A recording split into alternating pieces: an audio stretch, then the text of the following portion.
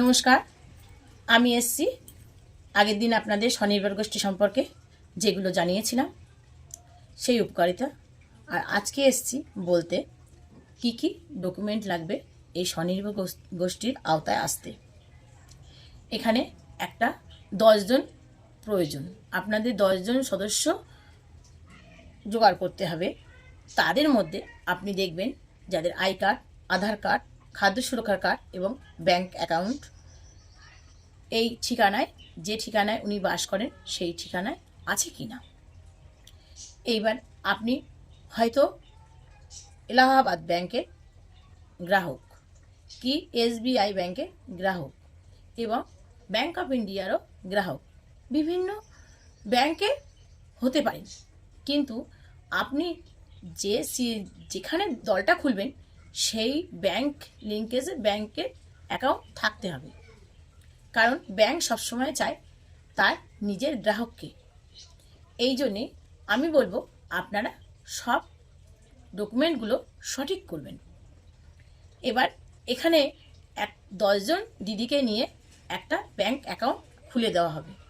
কাদের সঙ্গে যোগাযোগ করবেন?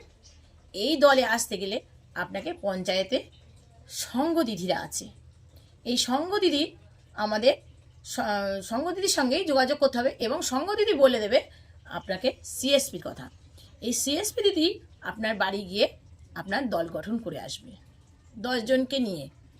এই 10 জনের মধ্যে 3 জন নেত্রী থাকবেন, প্রথম দলনেত্রী, দ্বিতীয় সম্পাদিকা, লাস্ট 3 নম্বর কোষাধ্যক্ষ।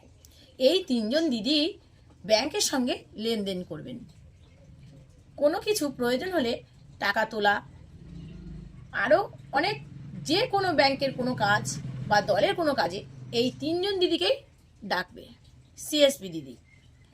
এইবার আপনাকে কি করতে হবে? এই দলটা খোলা হয়ে গেলে দিদি আপনাদের ব্যাংকে নিয়ে যাবে, গঠন করার পরে আপনাকে ব্যাংকে নিয়ে যাবে ব্যাংক অ্যাকাউন্ট একটা খুলতে। তবে আজকে এই পর্যন্ত থাক, নমস্কার।